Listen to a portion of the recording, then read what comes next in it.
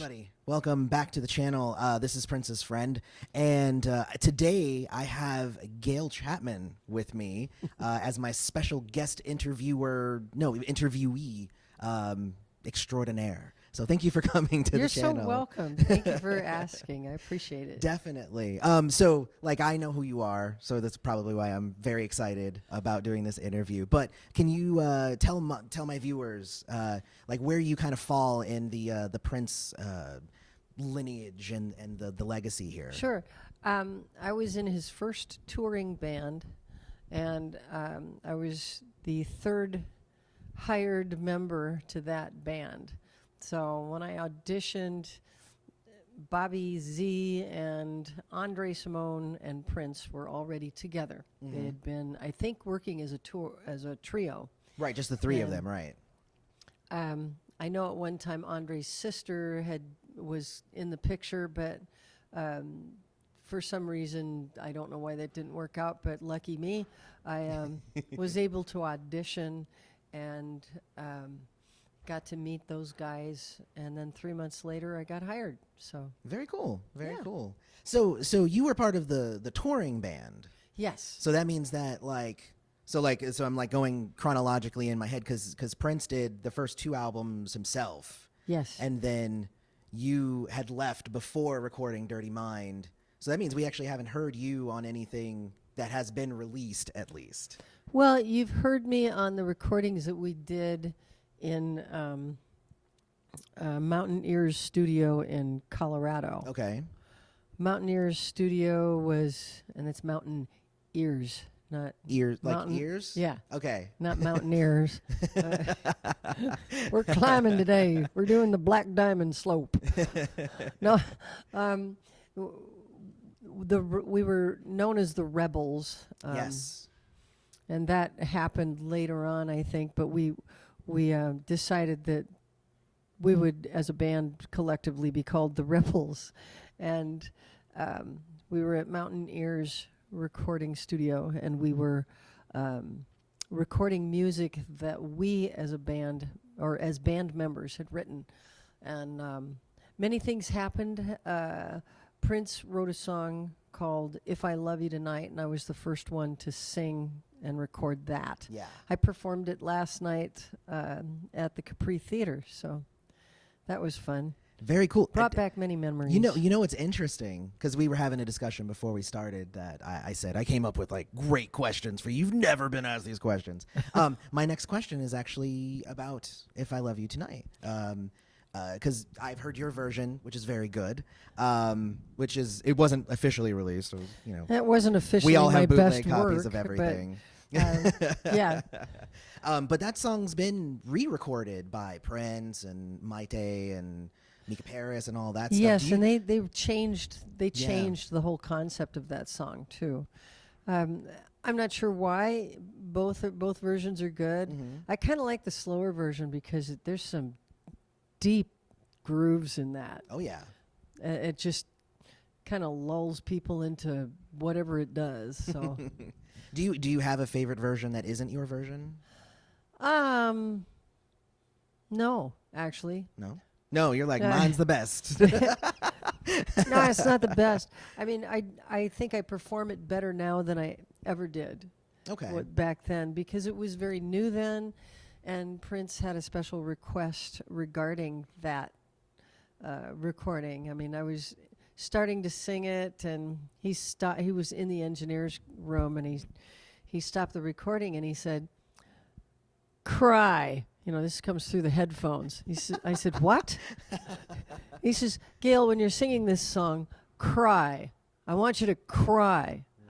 And I think that was, he didn't know how else to tell me to use more soul in it. Okay. Because I came from an opera background, and even though I had a raspy voice and was good at singing blues, he wanted more of that. And I apparently wasn't getting that. So he just said, cry. So it's all like he almost was just like emote more, like put it out there more, right? Make it obvious for the listener, right? Because I've heard your version, and again, it's very good.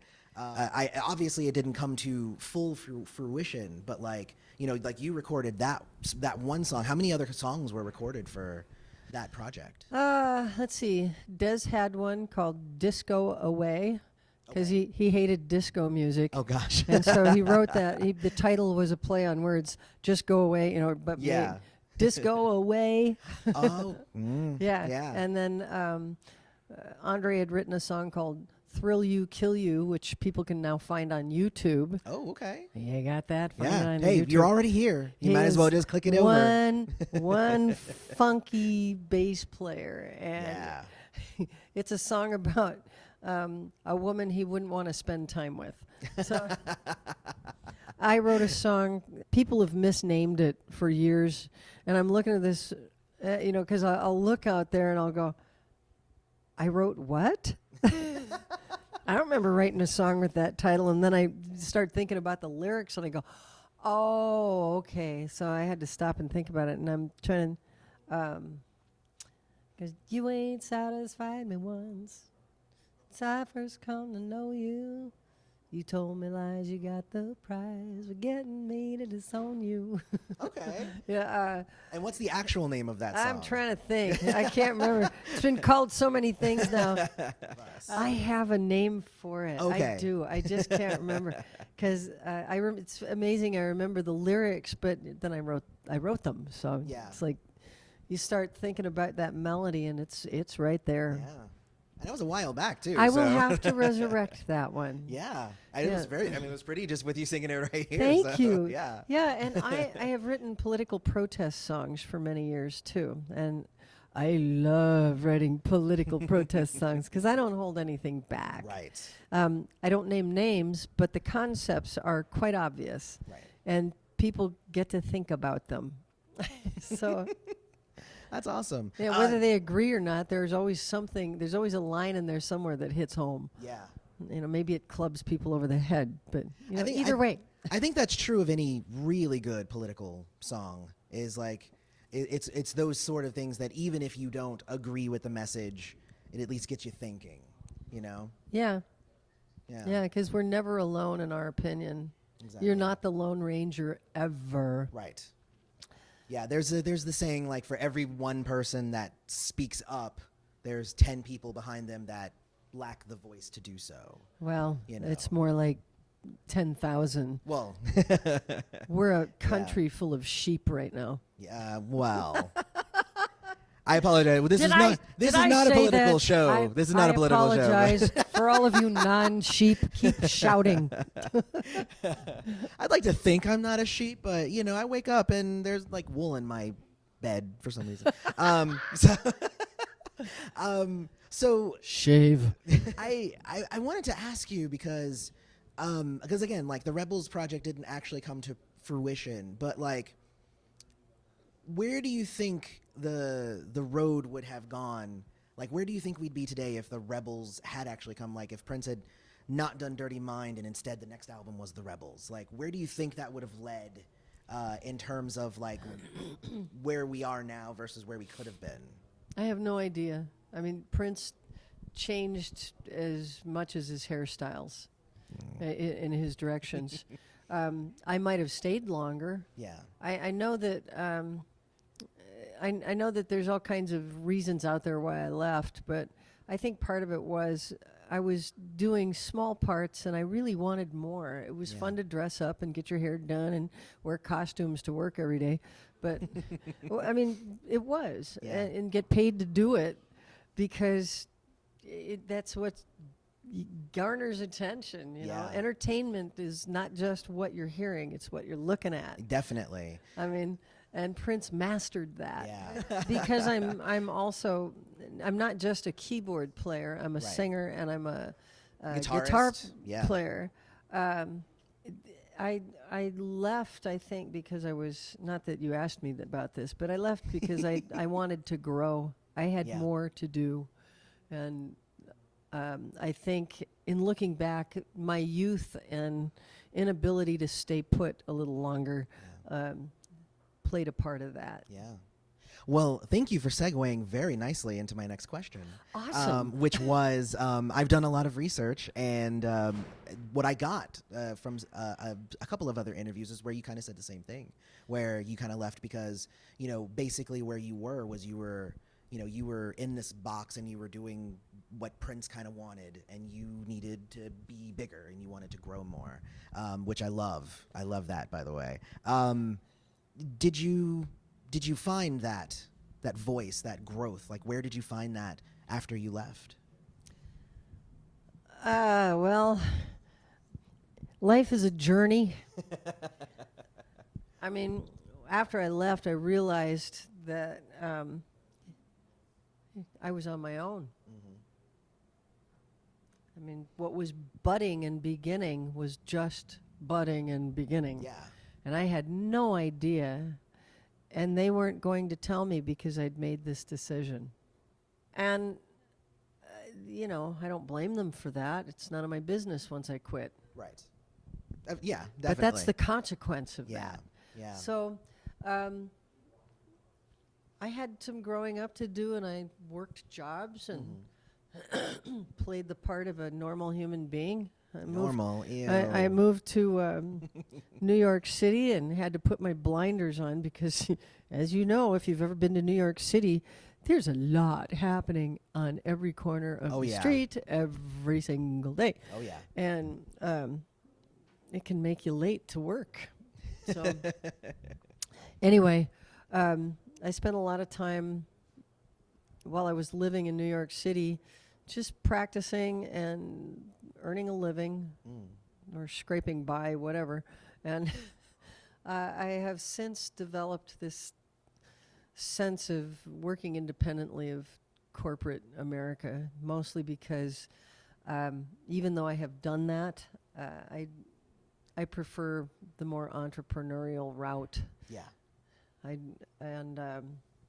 done all right. I mean, right now I'm teaching piano, voice, and guitar. Right. And I am a realtor. Oh. All of which, you're working for yourself, but not by yourself. Right. Where do you work out of? Where can people contact you to buy a house? Boise, Idaho. Okay. And Southern Idaho in general. Listen, people. If you Southern want to buy a Idaho, house, if you want to buy a house, Gayle Chapman call here. me. Hit me up on Facebook. Definitely. I work with a company called Home Seekers of Idaho. Okay. See, we're all learning stuff here today. Yeah. Have you had the honor of teaching anybody that maybe has gone on to do something great, or anybody that you would like to highlight? Red light something. What are they? Two cute guys from Hawaii that are going to BSU, but they're fabulous. Okay. They're a fabulous duo. High energy, single girls, cute. They're just wonderful, and I have helped them with some things. I've helped lots and lots of musicians over the years. Some have gone on to do theater work. Oh, cool. Others have gone on to be writers. Some have left music entirely because they got married and had kids, stuff like that. Because I was at your panel yesterday. Yes. And there were a couple of things that I would love for you to maybe elaborate on. Okay. From that discussion. So Okay. these weren't in my question notes that I wrote last week for you. These were ones I wrote yesterday. Okay. So I think the first one was so there was the Capri Theater performance where there was where everything kind of went to hell here. It's interesting because from what I've heard, a lot of that went poorly because you had Andre and you had Prince and you had Dez, and they like to be overzealous on the stage and kind of going everywhere and jumping around and going crazy. But how do you feel your performance was at that night? Well, I was surrounded by keyboards.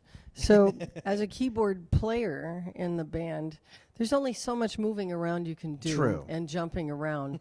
And those guys were supposed to be front men. It was Of all course. about Of course. the energy and the entertainment, because all of our examples up to that point were the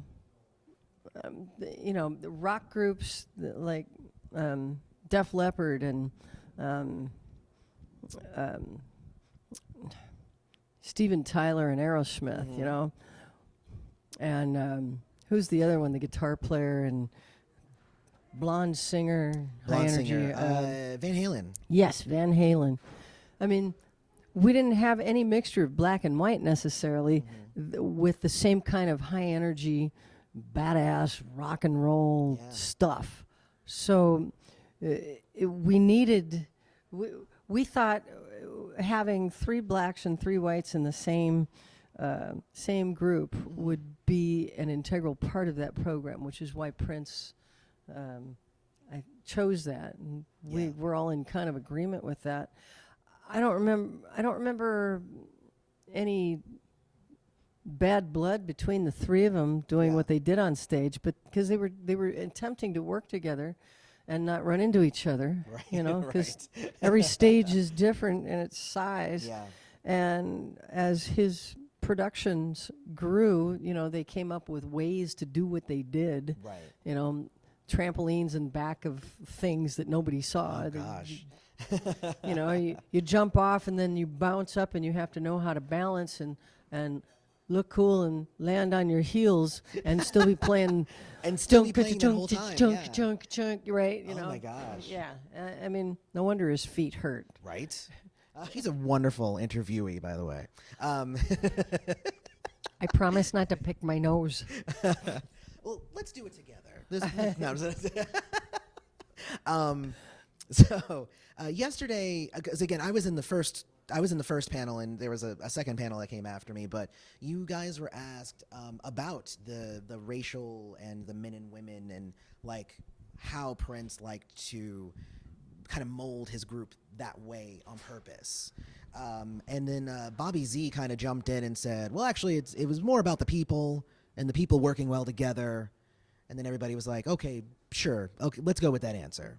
But there's definitely more to that than just yes, it was finding the right people, but but the presentation and the race of the people was a very important part, right? Well, yes, because his whole theme all along has always been love one another. Right. And, you know, and the type of love, I think, probably changed and perspired differently over the years. But the whole perspired is an interesting word there, by the way, guys.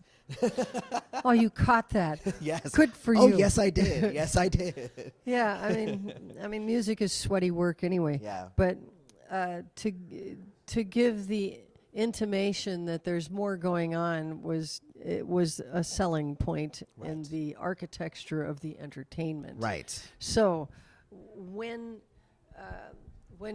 this particular band, me and Matt and Bobby and Dez and Andre and Prince were together, we were the first thing, you know, the first stepping stone in this Prince building block. Yeah. So did he know exactly what he wanted then? But the more he knew and the more he understood, the more he began to find and attract to himself what it was that he wanted. And he did a great job at it, I think. Most definitely. That was always something I always admired about Prince, was that he always surrounded himself with wonderful musicians. I mean, did this particular group get along? I think for the most part, yes. I probably had more friendship with Prince than any of the other guys, except for maybe Matt. I don't know why that is, but I think part of it, too, is just part of youth played a big part. And Bobby said this a lot yesterday, and I think it's true. We were young. Right. We were very young. We were still under the molding impressions of our parents and learning to break free of that and say, well, Mom and Dad aren't here. And nobody says that. But, you know, when you're in your late teens and early 20s, you know, you're still fighting and busting loose of that as you make your own life. Right. And part of that process is making some poor decisions along the way, definitely. Yeah. So, well, you know what the interesting thing is from that band that had, you know, black and white, and it was an interesting mix. He moved forward into the Revolution, which was then pretty much exclusively white. Then at that point, it was white and him. And then after that, Well, then, yeah. and then after that, he mostly Am had I black almost or an white? entirely black group, too. Yeah. You know, so like, is there like, were you kind of like watching and like seeing kind of how he was kind of flowing, and like, do you have any thoughts on like maybe some theories maybe behind why he would go in one direction or another or anything like that? Inspiration is a momentary thing, Yeah. but inspiration can offer ideas that you plan for other events. Yeah. And plans can often be worthless, but the planning is the planning cannot be downplayed. Right. So in the process of maybe going this way, it kind of spread out a little more. I mean, there was some extremism. There were points of extreme that were obvious to me, because he was in entertainment. He had access to whatever he needed because he was making money for people that would just throw it at him and say Right. yes. Yeah, of course. Yes, by all means. Oh, if you can get away with that and sell it, And there were people that probably tried to curb him over the years, but he curbed himself. Yeah. So I think there was, during that period of growth, initially he was then making more mature and better decisions. So his business decisions were also improving. Yeah. So that went along with his artistic design and the things that he was thinking about. Yeah. He has a line in one of his songs, which is, you would have never drank my coffee had I never served you cream, which in my opinion is basically saying, like, I made sure that I appealed to the white audience up front so that then I could bring in the funk in the back end. You know what I mean? He was always a rock guy, though. Yeah. I mean, the basic premise for his original stuff was, and it's what caught my attention in listening to the For You album, was it was rock. It was boom, on the one, boom. Mm-hmm. It's like nobody, everybody wanted to diddle up with paradiddles in the middle, and it's like, no, don't mess it up. No, I've always heard from other people who have interacted with Prince, former collaborators or friends or whatever, that like he was really always good at keeping in touch with the people in his life, and like even after like he fired the Revolution, like he still would call them and be like, "Hey, what's up?" Really? Yeah. Did you ever get any of those kinds of calls from Prince, like to No, just check up on you? I don't know if I heard him or if when I quit or what, but he did tell me what he told everybody, what he tells everybody else or told everybody else was, and I was the first one that quit. So Right. Yeah. this was the first time he probably said it. He said, "If you ever need help with anything, you please let me know." I said, "Okay, thank you. I so appreciate that." And that was the end of that. But how do you get a hold of somebody like that? You don't. I could have called Paisley Park maybe and said, "Could you leave a message for Prince? Gayle's calling." Okay. Right? Like, no, life goes on. Yeah. And I made a decision and I moved on and lived my life, and I've learned a lot, and I think I'm turning some corners now where I'm definitely focusing more on getting out of teaching, because I really don't want to teach anymore, but I am. Sorry, students, I love you. Do your homework. But I want to go back to performing, and I want to be working with people and touring again, because that is where my heart is. Well, I mean, you've released a few albums over the last years, right? Let's see. There's one that nobody can get anymore. It's called Standard Laments. Okay. And that was me singing jazz standards, and I just had fun doing it. Okay. And then there's a folk duo I was in for 7 years. My duo partner was so folky and I was so rocky that we put it together and it worked out. Oh, that sounds fun. It worked out. It was called Black Diamond Change of Direction. Okay. And I was on Amazon one day and somebody was selling it as a collector's item for $50. Oh, wow. And I put, I probably shouldn't have, but I wrote in the comments section, I wouldn't pay $50 for that.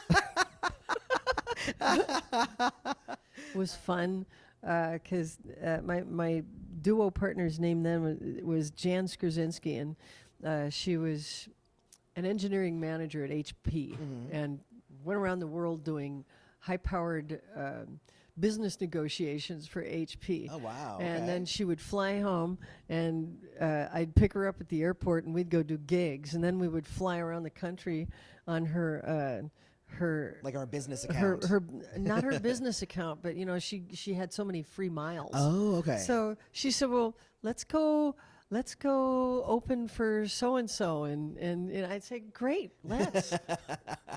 She said, "I got enough miles for the tickets, so we would." Sweethearts of the Rodeo we opened for in, I think, Savannah or someplace in Georgia. We do stuff like that. No, totally. Yeah.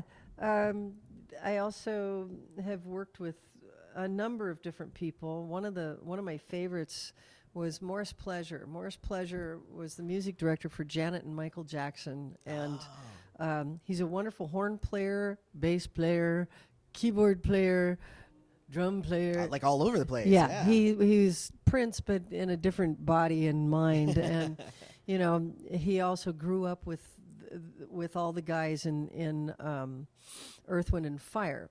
So wow. he's just a badass player cat, and he's got a company called Water Sign Records, and one of my friends in Boise, who is an architectural engineer, whose name is Gentle Rouser. Hi, Gentle. Gentle and I were friends, but Gentle was also a friend of Morris's and a really badass guitar bass player. And he introduced me to Morris, and Morris and I got to talking, and he said, "Well, let's do some writing." I said, "I'd love to do some writing with you." And he says, "Okay." So he sends me this music bed, and he simply titled the file H2O. And so I didn't know that was just his way of categorizing stuff. He makes a music bed and has to call it something and to remember what it is, So he sends it to me and says, "I can't figure out what I want to do for lyrics and melody for this. Can you put something to it?" I said, "Sure." And so I work on it for a couple of weeks. I actually figured it out in probably an hour of sitting down with it. And but I looked at the title of the file, and I said, "Oh, he must want a water theme." Oh, gosh. So I wrote the lyrics and the melody to H2O, and I sent it back to him a couple weeks later after recording it, and he says, "What'd you name it?" "It's great." I said, "Well, you called it H2O," so I kept the name and built it around that. Yeah. He goes, "Whoa." So that was cool. I went down and stayed with him and his wife and for about a week in 2005, I think. And that was just icing on the cake. Yeah. And he had his mother-in-law and some family members over, and I did all the cooking. I cooked chicken and vegetables. And So he sells houses, awesome cook, writes music. I He just do does it love to all. write, and I Does it do all. love to produce and arrange. I've been producing and arranging for a long time, and Okay. I help a lot of my students, or I have over the years, with producing and arranging their stuff. Some people who have absolutely no ability have absolutely wonderful lyrical ideas that come out in the rhythm of their lyrics. Okay. For instance, I had one man show up at my door who was, I think he's on the autism spectrum as an adult, but very high functioning. But he didn't know how to tune his guitar, but he could draw fine lines and buildings without a ruler make them so precise. He did like an entire map of a city with all the buildings in fine line pen drawings, and says, "Yeah, this is kind of stuff I like to do. I like this." And I said, "Great," but he was a master at rhyming. I mean, he thought of rhymes that. There's the endless rhymes, and I would tone it down a little bit, but some of it was great, and the rhythms that were produced just from those rhymes is where I would develop this idea, because he'd come up and say, he'd start doing, "I want a romance, ting, ting, ting, ting, ting, ting. I want to be with you, I want to be with you." You know, it's like, I'm listening to this going, what do you do with this? And then I would say, okay, let me think about this. Can you leave this one with me? And I'd take, he'd give me these horrible cassette recordings, and I'd listen to them, but there was always some gem in there that I could pull out of it. And then I would say, okay, this is what I was able to do with what you gave me. Is this what you were thinking? And he'd go, "Yeah, except for that part." I'm going, whoa. So what did you want with that part? And then I go back and restructure that, because, it was about a form of communication with somebody who really had no idea how to communicate that. So my son is actually autistic, so I know that that's what my puzzle tattoo is for. It's for my son. So so I understand that completely. Is it Asperger's, or? No, he's a little bit further on the spectrum than that, but a lot of it is very similar to what you kind of just said. Yeah. But it's really cool. That's really cool. That's very, very cool. What was your favorite Prince album or project or whatever that you didn't have any hand in? So, like, not the early years, but like, did you follow him throughout his whole career? Like, as a working person, I didn't have a whole lot of time to follow him. I mean, he had so much going on that to follow him I'd have, I may as well have stayed and worked. Instead, I was busy trying to make a living. Yeah. And follow less in the sense of like running around with the tour itself, but the things that I would catch, I think mostly were the things that were on television. He had one performance that totally bowled me over. He was wearing a gold suit and a hat, and Maceo Parker was there, and it was on, I think, the Dave Letterman show or something like that. Let's see which but one. It was just the funkiest ass thing I'd ever heard. I mean, it was brilliant, and I was like, woohoo! Actually, I think that's musicology. I think that was musicology. Was that it? Yeah. Yeah, it might have been, because whatever. Yeah, I think you're right. Yeah. And and then seeing him on the Super Bowl performance in the pouring rain. I mean, it's like, I know what that's like. I wasn't there, but I understand that, because when you are contracted to pull off a performance, you don't shy away just because the weather's bad. You do it. You just have to, right? And you help the electronics work. Yeah. Because that's not your job. Yeah, that was the thing that I was most worried about. I was like, it's raining. Isn't that going to like short circuit something?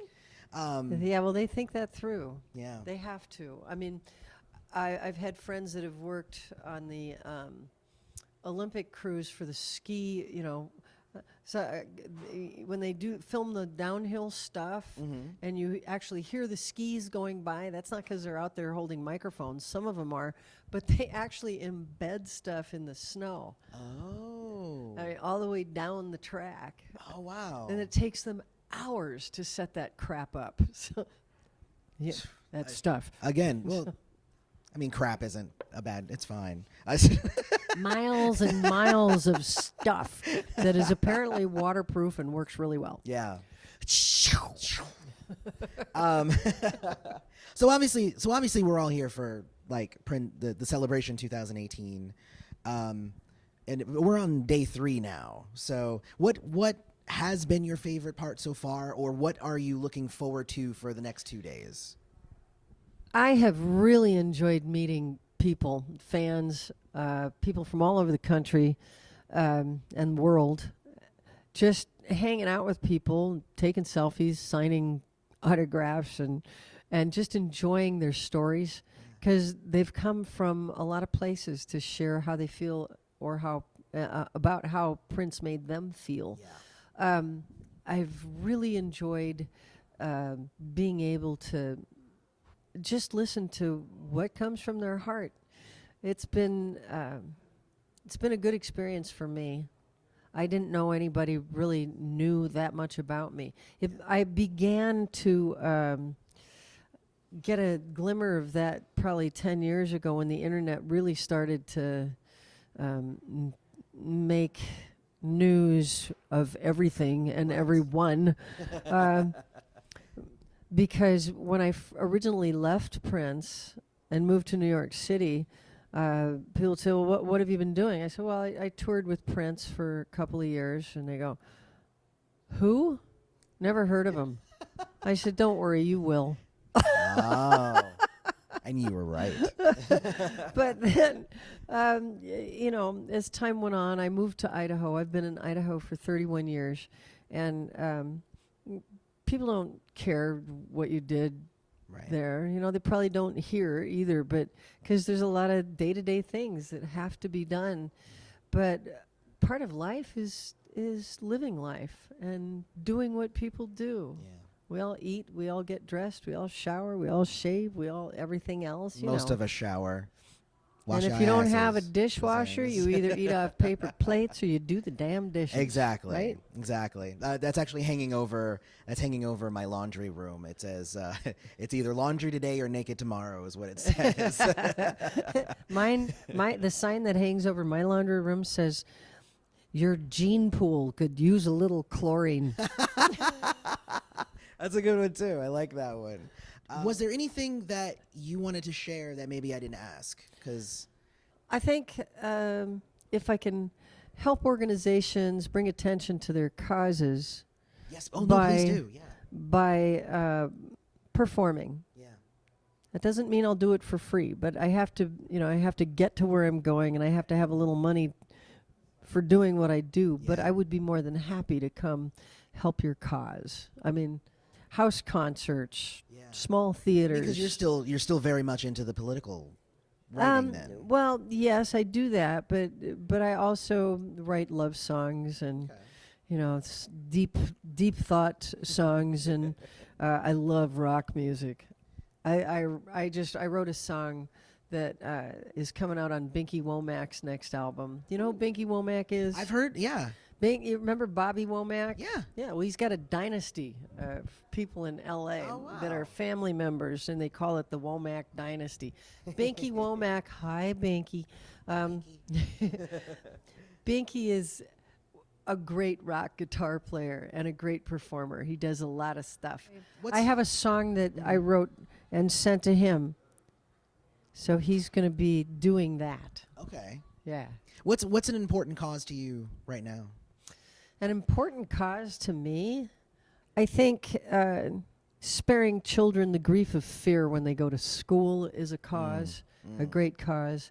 And women's rights. Yeah. Women's rights when it comes to birth and birth control, whether or not they want it or not, I don't think we should be forced to have children that we don't want. Yeah. They wanted to pass a law in Texas recently. Maybe this was fake news, but I think the source was credible. Look it up and correct me if I'm wrong, but they wanted to pass a masturbatory law. So if you were caught masturbating, because you would be wasting a wad of life, potential life. Oh, I do know that one. Yeah. I know the story behind that. That was basically, it was actually written by a woman senator who was doing it to spite the men, because it's the same. She's like, this is exactly the same thing that you're doing to us. Oh, with the birth control thing. So if we can't say whether we have a kid, then you are not allowed to masturbate. Okay, well then, good for that. Yeah, it was totally satirical. Like, it was not supposed to actually pass. Good. So, I'm glad you cleared that up, because I Yeah. had those same thoughts, but I thought I didn't have time to research any of it. Because It I was looked at more it, I just to laughed point out out the- loud, but I thought, yeah. really, if this is real, this is really sad. Yeah. But, you know, I think she's right. Yeah. So, because, you know, right to life is one thing, but to make it law that nobody can have a choice Exactly. is, I'm sorry, you're wrong. It's wrong. No, and you are right. You're wrong, though, if that's what you think, but you probably don't. If you're watching my channel, you probably don't think that. All right. Yeah, Well, I am not an evil, wicked person, but, you know, I No. chose not to have children. I didn't say that I chose not to have sex. right. One day you'll change your mind. You'll see. No, 'cause that's what they tell people. Yes, I gave birth to grandchildren. Well, thank you so much for coming on the channel, Gayle. This was I enjoyed the conversation a lot. My pleasure, but and thank you very much. Thank Yeah. you. And until next time, may you live to see the dawn. Yes, all of us. Thank you. And if you liked that video, don't forget to hit that little subscribe button down there. It's right in the corner. And also, there's other videos below me. Definitely check those out. Also, follow us on social media, and you can support the channel by visiting our Patreon or our Redbubble merch store. See you next time.